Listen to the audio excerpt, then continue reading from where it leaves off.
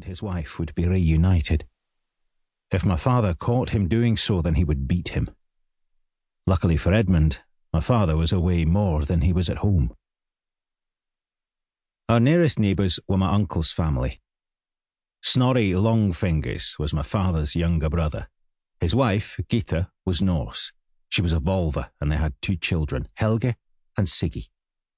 We all lived on the north of the island. It was not a safe beach, and scavenging for shellfish was a hazardous experience. The 2 families would join together to do so. My uncle and my father got on well, and so there was never a dispute over ownership of animals. Even so, they kept their homes a good 1,000 paces from each other. The brothers were oar brothers. They spent every day at sea sharing an oar. It was natural that when they came home they would wish to spend the time with their families. When I was born, my father and his brother were at their most successful. They had returned with the other warriors from Orkneyjar. All of them had so much treasure that he spent a whole year at home. I was a babe and knew nothing at the time, but when I was older I was told this. I was barely 4 summers old when I had my first adventure on the sea. It was rather in the sea than on it.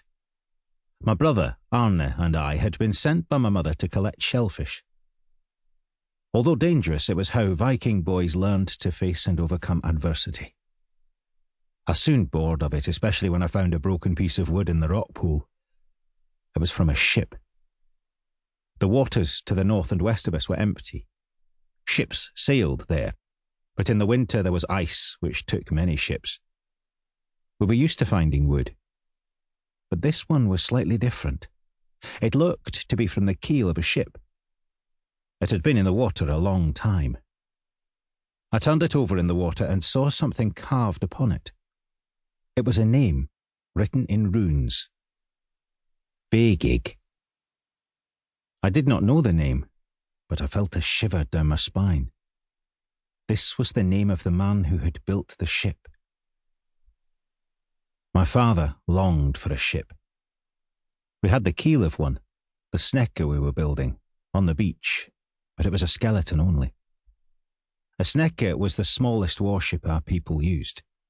My father and his brother Snorri had carved their names in the keel. None of their runes looked like these. I ran my fingers over the letters. They had been well carved. The builder had taken time over them, and now his ship was sunk. The wood still floated. I had a sudden thought. I would sail as though I was on a ship. I pulled myself up and sat astride the piece of wreckage.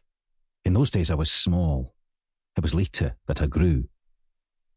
I used my hands to paddle and kicked with my feet. I felt the wind in my face. I moved easily, yet I could feel the water tugging at my feet. The tide was ebbing. I played with the wreckage.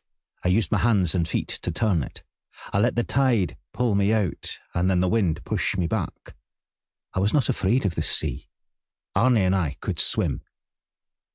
I had dived to the bottom to collect stones from a sling. Then I heard Arne as he shouted me.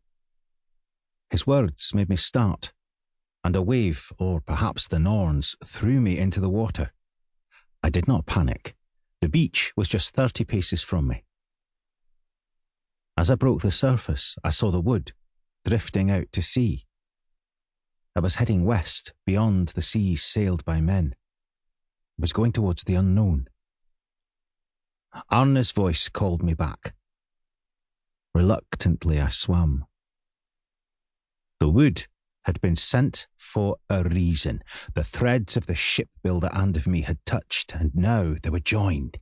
The Norns had spun. That moment drew me to the sea and what lay beyond the horizon.